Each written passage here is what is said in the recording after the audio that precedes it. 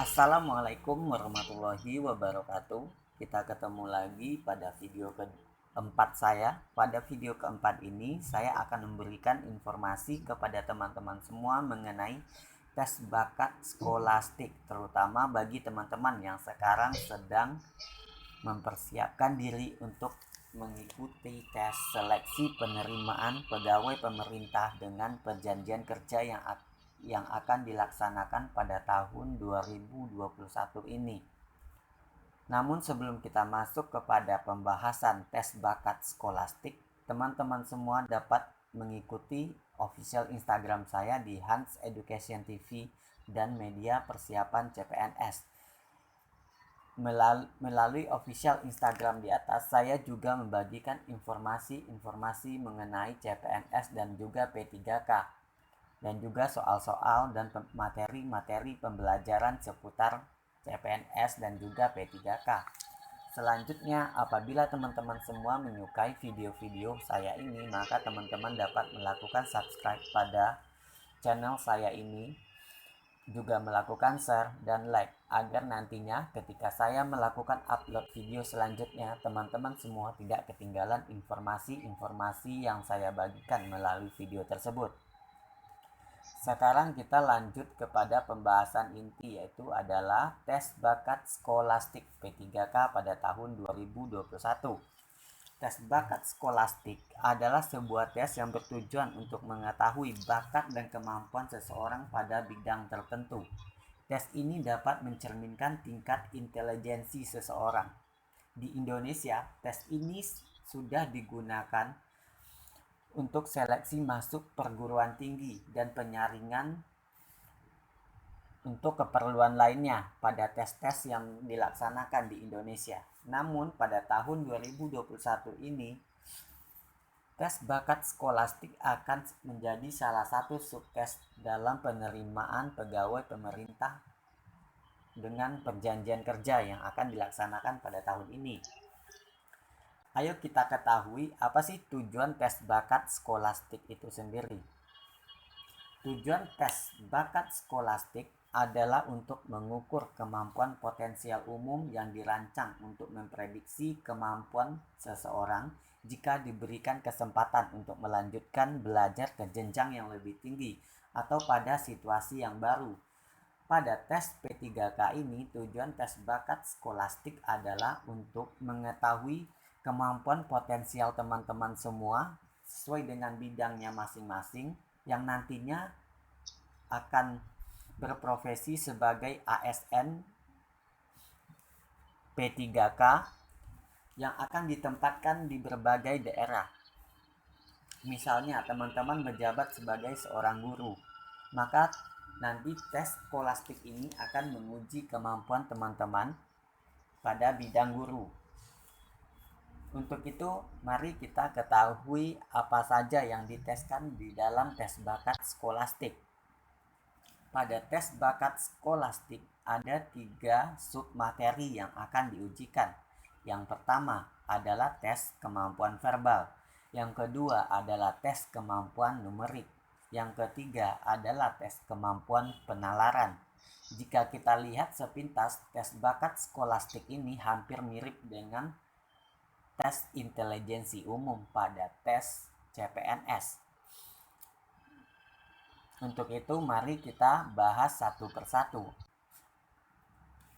Yang pertama adalah tes kemampuan verbal.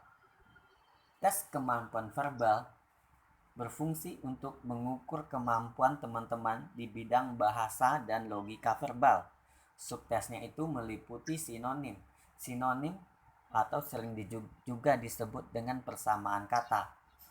Jadi nanti teman-teman akan diberikan sebuah kata dan selanjutnya teman-teman akan diminta untuk mencari sinonim dari kata yang ditampilkan di pada soal pada jawaban yang tersedia pada pilihan jawaban.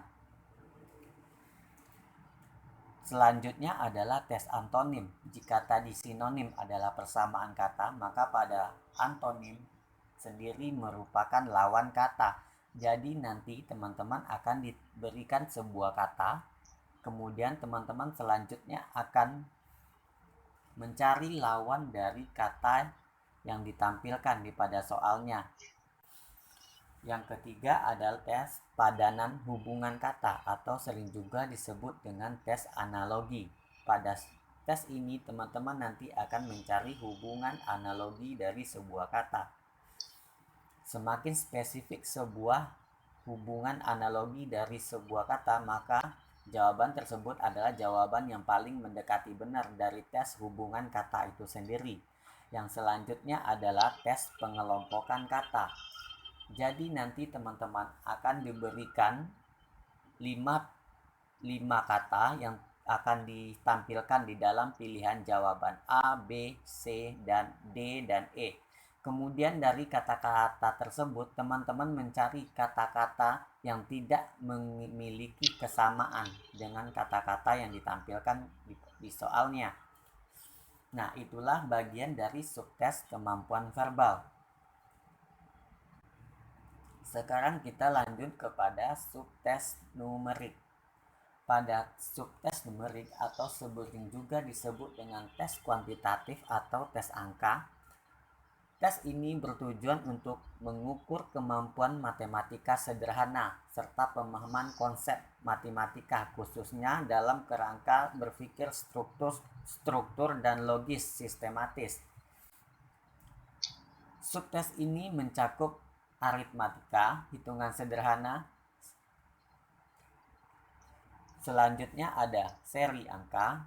Untuk tes seri angka, teman-teman nanti akan diminta untuk mencari pola dari sebuah seri angka yang diberikan di soalnya.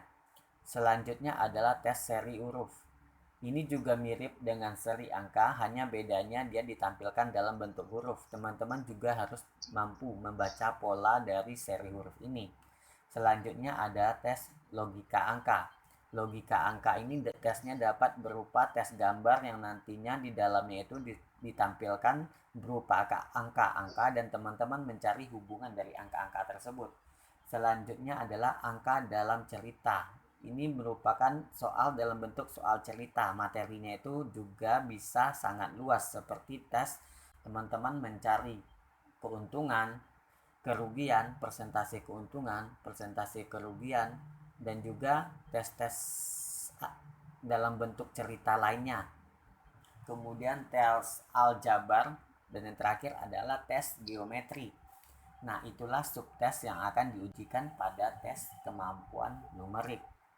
Yang ketiga, yaitu tes penalaran atau sering juga disebut dengan tes logika. Pada tes penalaran bertujuan untuk mengukur kemampuan penalaran dan kecakapan teman-teman semua dalam memilih dan menggunakan informasi yang relevan yang ditampilkan di dalam soalnya untuk memecahkan sebuah masalah yang nantinya akan diteskan kepada teman-teman semua. Subtes ini terdiri dari logika umum. Jadi nanti teman-teman ditampilkan sebuah pernyataan, jadi nanti teman-teman akan mengambil kesimpulan dari logika umum yang ditampilkan. Selanjutnya adalah analisis pernyataan dan kesimpulan atau disebut juga dengan silogisme. Pada tes ini teman-teman nanti akan diberikan beberapa premis. Dari premis-premis tersebut, maka teman-teman diminta untuk menarik kesimpulan logis dari premis yang ditampilkan. Selanjutnya adalah logika cerita. Tes logika cerita atau sering juga disebut tes penalaran analitis. Dari tes ini nanti teman-teman akan diberikan sebuah informasi kompleks yang sistematis melalui ilustrasi-ilustrasi yang cukup rumit. Nah, dari ilustrasi tersebut, teman-teman diminta untuk mencari informasi, menarik kesimpulan untuk menjawab soal-soal yang diberikan pada soalnya. Soal ini biasanya untuk satu ilustrasi bisa untuk 3 soal. Jadi apabila teman-teman salah pada soal pertama, itu biasanya akan salah pada soal-soal selanjutnya. Jadi pada soal ini teman-teman sangat membutuhkan ketelitian karena soal-soal ini biasanya cukup banyak untuk satu ilustrasi. Selanjutnya adalah logika diagram. logika diagram. Soal logika diagram nanti bisa ditampilkan dalam bentuk diagram batang maupun diagram pohon atau diagram garis. Nanti teman-teman semua diminta untuk membaca logika diagram tersebut. Tujuannya adalah untuk menarik informasi apa yang ditampilkan di dalam logika diagram tersebut. Selanjutnya yang terakhir adalah tes spasial gambar atau tes figural. Tes ini adalah tes untuk mengukur atau mencari pola-pola gambar, melanjutkan pola dari suatu gambar, bisa saja dalam bentuk pencerminan atau mencari gambar-gambar yang memiliki pola yang berbeda dari gambar-gambar lainnya, ataupun juga pola-pola dalam bentuk seri angka. Jadi nanti gambar tersebut mempunyai pola tersendiri. Jadi teman-teman nanti diminta untuk melanjutkan gambar tersebut mencari pola yang benar. Nah, itulah tadi untuk tes penalaran. Selanjutnya, pada video selanjutnya saya akan memberikan informasi kepada teman-teman semua mengenai soal-soal seputar tes skolastik. Jadi agar teman-teman semua tidak ketinggalan informasi dan materi pembelajaran yang akan saya upload untuk video-video selanjutnya, teman-teman dapat melakukan subscribe pada channel saya ini dan juga dapat melakukan follow official Instagram saya di Hans Education TV dan media persiapan CPNS. Untuk video kali ini saya cukupkan sampai di sini. Semoga informasi yang telah saya sampaikan sebelumnya pada video ini dapat bermanfaat untuk teman-teman semua yang masih kebingungan dengan tes skolastik pada penerimaan pegawai pemerintah dengan perjanjian kerja pada tahun 2001 ini. Semoga teman-teman semua sukses di dalam tes P3K nanti. Saya sudahi dengan Assalamualaikum warahmatullahi wabarakatuh. Sampai jumpa pada video selanjutnya.